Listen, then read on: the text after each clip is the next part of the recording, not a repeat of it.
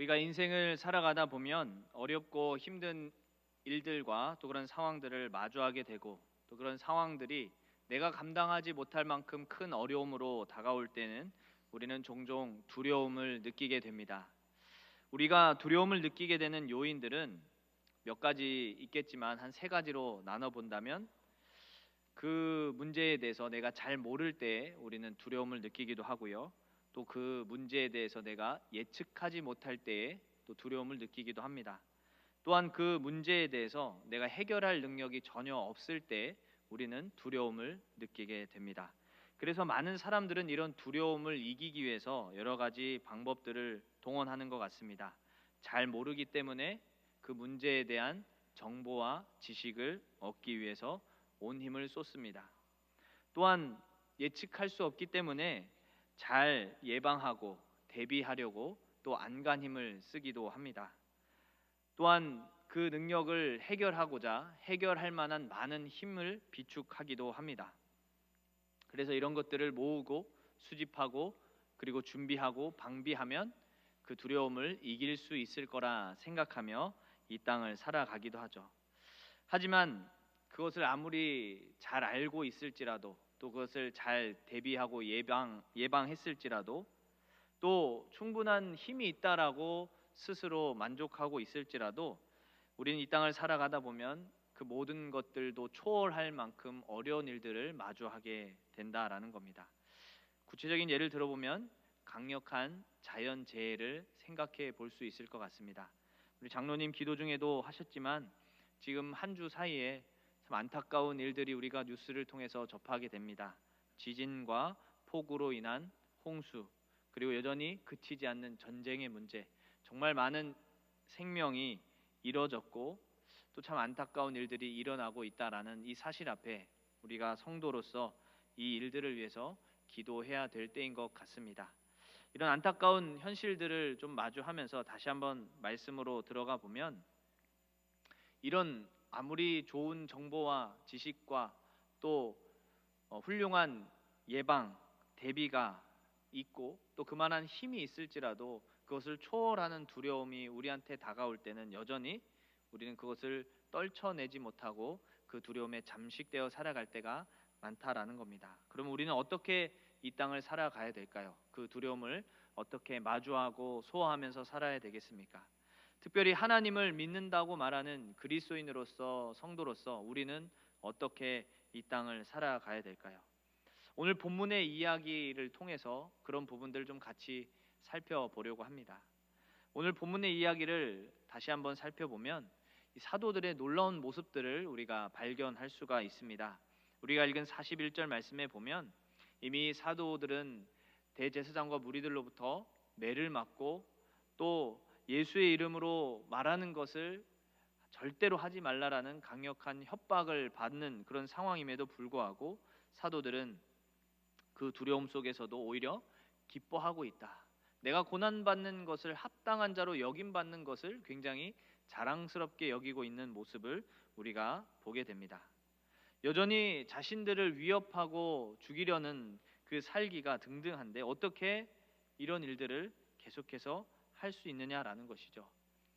계속 이 일을 감당하면 미래적으로 분명 그 고난과 핍박으로 인해서 두려움이 마주하게 될 텐데, 그래도 불구하고 42절 말씀처럼 예수님의 말씀에 대해서 가르치고 전하는 것을 쉬지 않았다라는 이 고백처럼 어떻게 이 일을 계속해 나갈 수 있느냐라는 겁니다. 우리는 이 부분을 좀 나눠보려고 하는 것입니다. 먼저 이들이 이렇게 할 수 있었던 그 힘, 이유를 나누기 전에 앞서서 우리의 현실적인 상황을 좀 먼저 진단해 보려고 합니다. 저는 오늘 이 시대를 오늘 말씀의 어떤 흐름을 가지고 좀 비유해 본다면, 오늘 이 시대는 하나님을 두려워하지 않는 시대다라고 표현해 볼 수 있는 것 같습니다. 사랑하는 성도 여러분, 이 세상을 우리가 살아갈 때에 두려움을 느끼게 되는 영역들이 무엇인지 한번 곰곰이 생각해 봤으면 좋겠습니다. 통상적으로 우리가 느끼는 많은 두려움의 영역, 대상들은 현실적인 부분에서 느끼는 것들이 참 많이 있습니다. 가장 구체적인 예는 먹고 사는 문제겠죠. 먹고 사는 문제로 인해서 우리는 때로는 극심한 두려움과 공포를 느끼게 된다라는 겁니다. 하지만 우리가 잘 알듯이 너희들이 먹고 사는 문제는 내가 책임질 테니 그것 때문에 염려하지 말고 너희들은 오직 하나님 나라와 의를 구하며 이 땅을 살아가라 라는 예수님의 말씀을 잘 알고 계시리라 생각이 됩니다.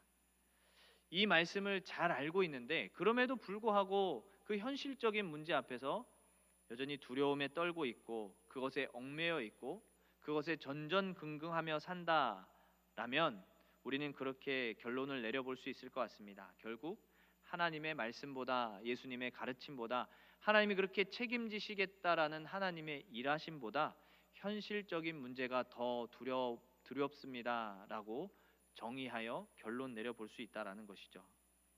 하나님에 대한 두려움이 상실될 때 하나님의 일하심을 신뢰하지 못하게 되는 겁니다. 오히려 현실적인 문제들이 더 커 보이고 그 두려움에 잠식되어서 살아가게 된다라는 겁니다. 즉, 이 두려움을 마주하는 자세에서 중요한 것은 내가 무엇을 두려워하느냐, 그 대상이 중요하다라고 우리는 정리해 볼 수 있을 것 같습니다. 사실 오늘 이 시대 흐름, 제가 앞서서 두려움이 상실된 시대다라고 표현을 했는데요. 하나님을 두려워한다라는 것, 좀 더 성경적인 표현으로 해본다면 하나님을 경외하는 것이다라고 표현했을 때 하나님을 향한 경외감이 매우 약화된 시대다라고 표현해 볼 수 있을 것 같습니다. 경외라는 게 무엇입니까?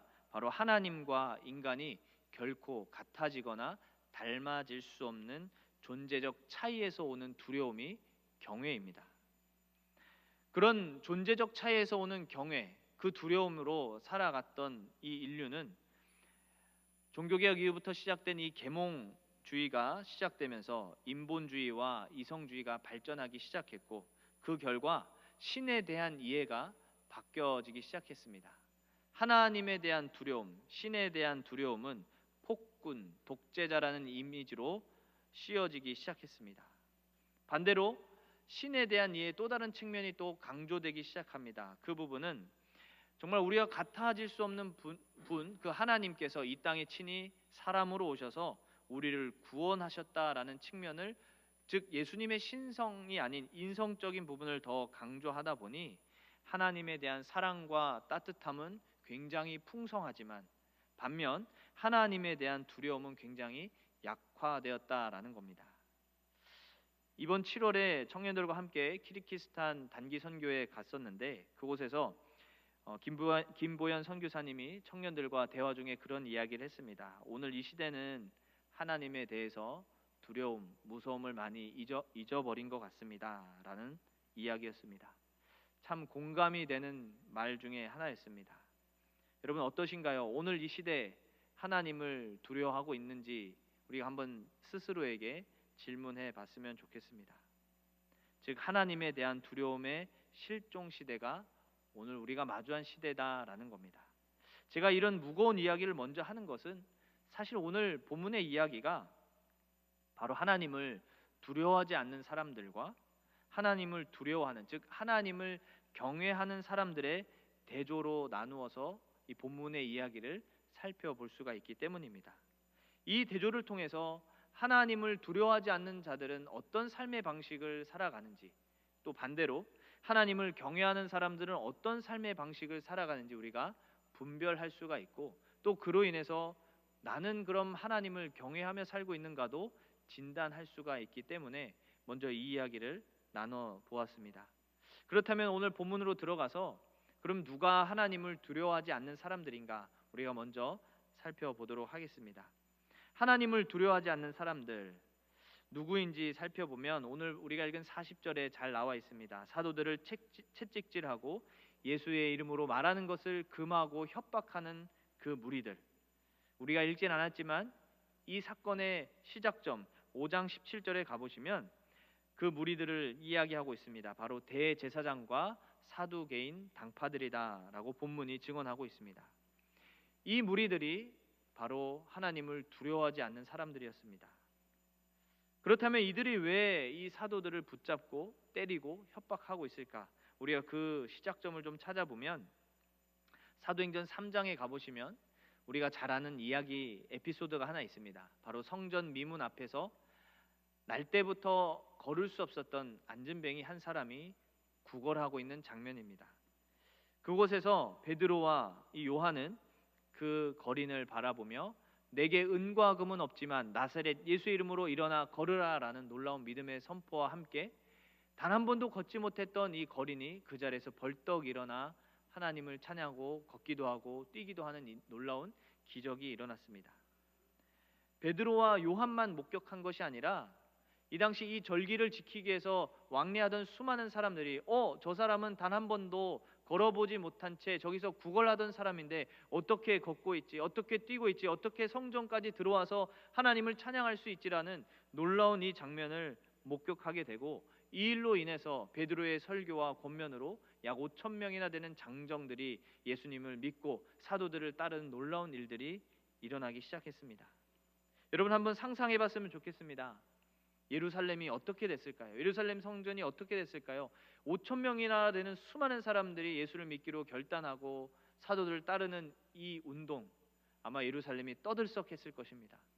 예루살렘 성전의 온 이야기와 이슈는 바로 이 사도들의 이야기, 이 무명의 거린이 다시 일어서게 된 이야기로 떠들썩하게 되었고, 그 이야기가 바로 대제사장과 무리들에게도 들어간 것이죠.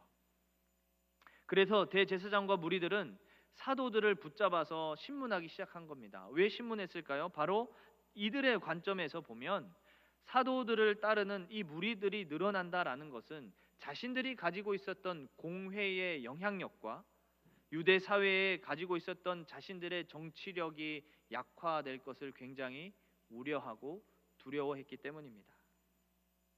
또한 우리가 읽진 않았지만 오늘 본문 28절에 보시면 뒷부분입니다. 이 사람의 피를 우리에게 돌리고자 함이로다라고 하고 있는데, 이 표현은 여기서의 이 사람의 피라는 것은 예수 그리스도의 피를 말합니다. 즉 이들이 전하고 있는 예수 그리스도의 복음, 다시 말해서 그것을 따르기로 하는 많은 사람들이 예수를 죽인 원인을 자신들에게 돌려서 우리를 쫓아내고 우리를 위협하려는 것으로 오해하고, 그래서 이들을 신문하기로 작정했다라는 것이죠. 자신들도 큰 위협을 당할까봐 무리들을 두려워했고 사도들을 두려워해서 이들은 굉장히 인간적인 방법, 세상의 방식으로 이들을 위협하고 협박하기 시작한 겁니다. 하지만 그럼에도 불구하고 이 사도들의 세력이 점점 왕성해지기 시작하자 17절 말씀으로 다시 돌아가 보시면 그들의 마음에 시기가 가득하여 일어났다라고 본문이 증언하고 있습니다. 여기서 이 시기라는 단어는요, 원어적인 의미로 풀어보면 오도된 열정이라고 해석해 볼 수 있습니다. 오도되었다라는 것은 그릇된 방향으로 이끈다라는 겁니다. 그릇된 방향으로 이끄는 열정이라고 해석해서 다시 이 본문을 생각해서 이 사도들에게 왜 이들이 이런 마음을 갖고 있느냐 풀어본다면, 이 대제사장과 무리들은 철저하게 자신들의 방식과 방법만이 하나님을 참되게 섬기는 방법이라 여겼기 때문에 왜 너희들은 우리의 기준을 따르지 않고 우리의 방식을 따르지 않고 너희들 마음대로 하느냐라고 여기며 정죄하고 비판한 겁니다. 우리의 방식을 따르지 않는데 그들의 세력이 점점 왕성해지자 시기하는 것이죠. 지극히 그들의 입장에서의 사적인 감정과 그들의 입장에서의 주관적인 판단으로 이 사도들을 붙잡아서 구금하기 시작한 것입니다. 그리고 오늘 우리가 읽은 40절에서는 예수를 전하지 못하도록 매질까지 하고 있습니다. 어떠신가요? 대제사장과 무리들은 하나님을 두려워하지 않습니다. 하나님을 믿는다 말하지만 하나님을 두려워하기보다는 자신들의 힘이 약화될 것을 더 두려워했고, 혹 자신들을 위협할 군중들이 두려웠고, 또 이 사도들이 두려워서 하나님의 방식을 택하기보다는 세상의 방식을 따라서, 사람의 방식을 따라서 자신들의 두려움을 풀어내려고 온 힘을 다 쏟고 있다라고 우린 충분히 이 장면을 해석해 볼 수 있다라는 것이죠. 그렇습니다. 하나님을 두려워하지 않는 사람들의 삶의 방식은요, 하나님이 기뻐하지 않는 삶의 방식을 따라 살아갑니다. 누군가를 위협하게 하고요, 아프게 합니다. 상처를 내고 그들의 생명을 철저하게 존중하지 않는 방식으로 말하고 행동한다라는 겁니다. 또한 철저하게 자신들을 위해서라면 비인격적인 방식까지라도 서슴없이 택하여서 행하는 것이 하나님을 두려워하지 않는 사람들의 특징이다, 삶의 방식이다라고 표현할 수가 있는 것입니다. 이게 바로 하나님을 두려워하지 않는 사람들의 모습입니다. 이 모습을 한번 기억하시면서 계속해서 이어서 이번은 하나님을 두려워하는 사람들은 어떻게 사느냐를 살펴보도록 하겠습니다. 하나님을 두려워하는 사람들, 좀 더 성경적으로 표현해 보면 하나님을 경외하는 사람들입니다. 하나님을 경외하는 사람들은 누구일까요? 바로 오늘 본문에서 등장하는 사도들입니다. 이들은 대제사장과 무리들과 다르게 하나님을 두려워하지 않고 자기 멋대로 행동하는 이 무리들과 다르게 이들은 하나님 앞에서 세상과는 전혀 다른 태도로 살아가고 있음을 우리는 발견할 수가 있습니다. 분명 사도들이 마주한 상황은 충분히 두려움을 느낄 만한 상황입니다. 이들에게 뭔가 두려운 상황이 안 일어났다라고 말할 수가 없습니다. 한번 생각해 보십시오. 예수의 이름으로 말하면 내가 너희를 죽이겠다라는 강력한 협박이 그들의 삶에 주어지고 있습니다. 이들이 감옥에 갇힐 만한 행동을 하지 않았음에도 불구하고 정말 억울하게 이해할 수 없는 이유로 이들은 어둡고 축축하고 불편한 그 감옥에 갇혀야만 하는 상황입니다. 채찍으로 매를 맞고 신체적인 고통과 아픔을 실제적으로 겪어야만 하는 상황입니다. 여러분이 이런 상황이라면 어떠신가요? 두렵지 않다라고 말할 수 있겠습니까? 너무나도 두려운 상황입니다. 피하고 싶으면 피하고 싶은 상황입니다. 자신들의 생명이 위축되고 위협받는 그런 핍박과 박해, 고난의 상황을 지금 이들이 몸소 마주하고 있는 이 상황입니다. 얼마든지 두려움을 느낄 만한 상황이다라는 것이죠. 그럼에도 불구하고 사도들의 반응은 그 두려움에 잠식되어 있지 않아 보입니다. 우리가 읽진 않았지만 17절 이하부터 말씀을 보시면 사도들은 옥에 갇혔지만 놀라운 하나님의 신비로 그들이 풀려나고 하나님의 명령을 따라서 새벽 미명에 다시 성전 앞에 나아가서 생명의 말씀을 선포하는 일들이 일어나기 시작합니다. 이 일로 인해서 다시 끌려가서 신문을 받지만 그런 위협적인 분위기 속에서도 사도들은 결코 주눅들지 않고 놀라운 믿음의 고백을 선포하고 있습니다. 29절 말씀인데요, 우리 한번 같이 읽어보겠습니다. 베드로와 사도들이 대답하여 이르되 사람보다 하나님께 순종하는 것이 마땅하니라. 아멘. 여러분, 사도들이 이와 같이 반응할 수 있는 이유는 바로 사람보다 하나님을 더 두려워했기 때문입니다. 즉 하나님을 경외했기 때문입니다. 세상의 수많은 위협이 그들의 삶에 다가올지라도, 신체적인 고통과 아픔을 그들이 가할지라도, 자신들을 죽이겠다 말하는 엄청난 위협과 협박이 계속해서 다가올지라도, 축축하고 어두운 감옥에 눌려서 억압되고 있을지라도 결코 그 두려움에 잠식되지 않고 사람의 방식, 세상의 방식을 택하지 않을 수 있음은 바로 하나님이 어떤 분인지를, 그 하나님에 대한 경외감을 이들이 가지고 있었기 때문입니다. 아무리 대단한 세상의 위협과 두려움이 우리에게 몰려올지라도 그 위협과 그 두려움보다 하나님은 그것을 더 초월할 수 있는 그런 권능의 존재임을 잘 알았기 때문에, 그 존재적 차이에서 오는 경외감, 그 두려움을 잘 알았기 때문에 사도들은 세상의 방식을 취하지 않았다라는 겁니다. 얼마든지 그런 위협과 두려움이 왔을 때 우리의 신앙을 포기하자, 저들의 요구대로 우리 더 이상 예수를 전하지 말자, 우리가 풀려날 수 있는 길은 그 방법밖에 없다, 우리의 믿음을 포기하자라고 얼마든지 그 마음을 바꿀 수 있음에도 불구하고 이들은 그렇게 하지 않았다라는 것이죠. 이들은 경험했습니다. 날 때부터 걷지 못했던 안진뱅이가 예수의 이름을 선포했을 때 그 자리에서 벌떡 일어나는 하나님의 신적 권능을 경험했습니다. 성령의 충만함 속에서 자신의 소유를 기꺼이 팔아서 서로의 필요를 채워주고 나눠주는, 결코 세상이 흉내내거나 꿈꿀 수 없는 놀라운 하나님 나라의 공동체가 실현되는 그 놀라운 현장을 이들은 경험했습니다. 그런 것들을 경험할 때마다 이들 가운데 일어나는 것은 하나님을 향한 두려움, 경외감이었습니다. 그래서 사도들은 우리가 읽은 41절과 42절 말씀처럼 예수님의 이름으로 고난받는 것이 고통스러운 일이 아니라 자랑스럽게 여기기 시작한 겁니다. 나 같은 사람도 하나님 나라의 영광을 위해서, 예수의 이름을 위해서 고난받고 핍박받는 것이 합당한 자로 여길 수 있다라는 것만으로도 감격스럽고 감사하고 기뻐할 수 있었다라는 것이죠. 그리고 더 나아가 여전히 미래적인 두려움이 다가올 것이 뻔히 보이지만 계속해서 하나님 나라의 뜻을 따라 복음을 전하고 예수의 이름을 증거하기를 그치지 않았다라는 겁니다. 이게 바로 하나님을 두려워하는 사람들, 하나님을 경외하는 사람들의 삶의 방식이자 특징입니다. 여러분 어떠신가요?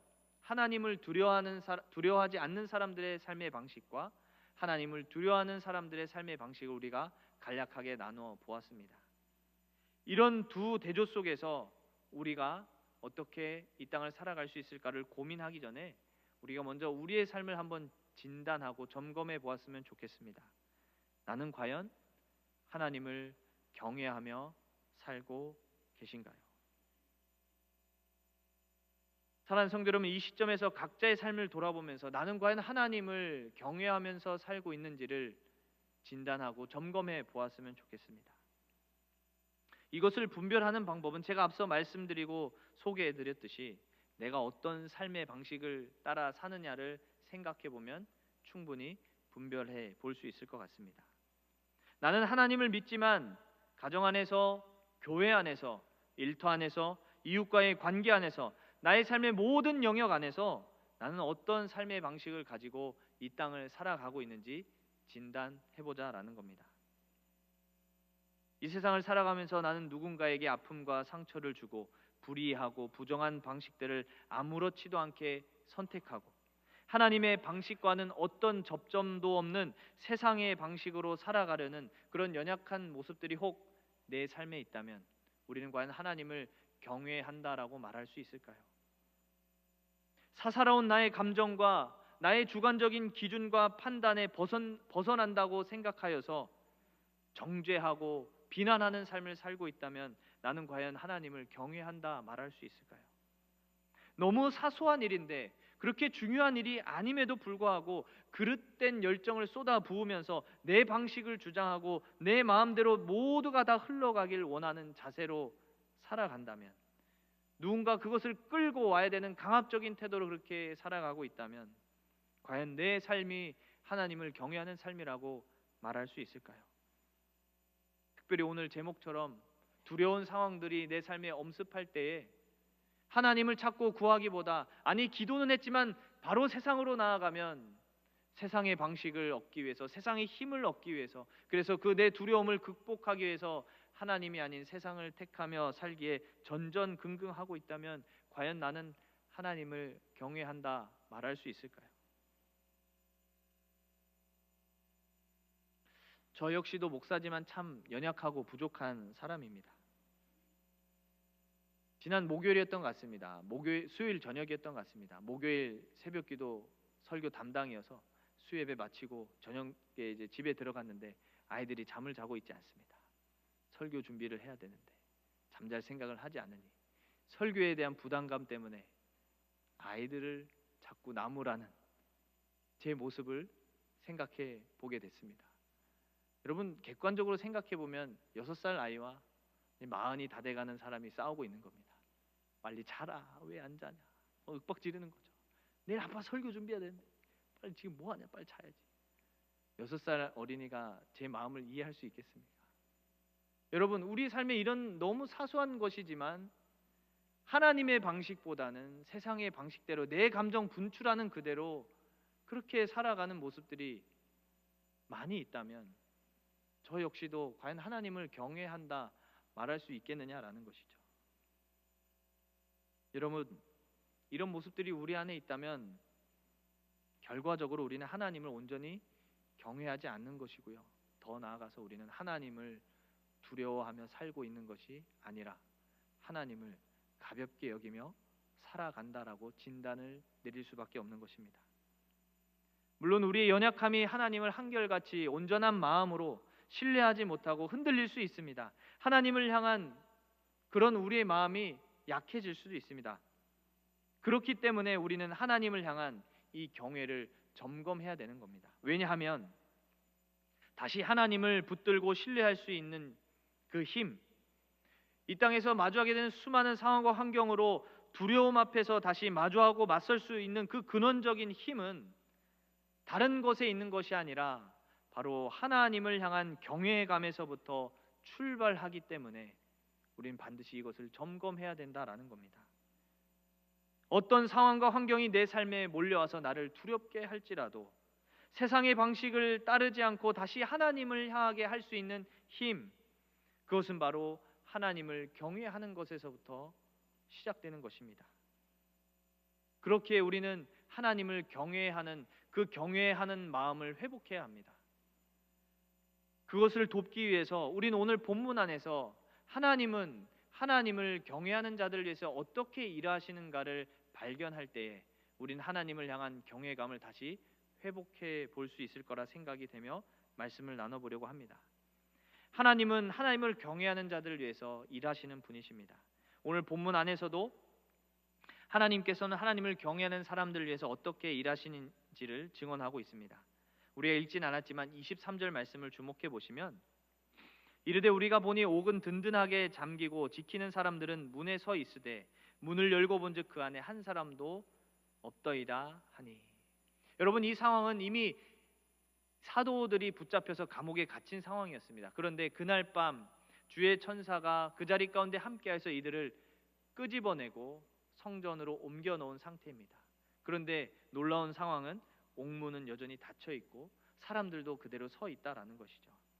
여러분, 하나님은 아무리 대적들이 하나님을 경외하는 사람들을 윽박지르고 가두고 억압할지라도 이런 신비로운 방법으로 그들을 구원해낼 수 있는 하나님이다라는 것을 선명하게 보여주고 있는 장면입니다. 갖은 협박과 그리고 갖은 위협이 있을지라도 하나님은 결코 하나님을 경외하는 자들을 내버려 두지 않고 그들을 지키고 보호하신다라는 것이죠. 뿐만 아니라 우리가 읽진 않았지만 34절에서 39절의 이야기를 주목해 보시면 당대 최고의 랍비이자 율법 교사였던 가말리엘이라는 사람이 등장합니다.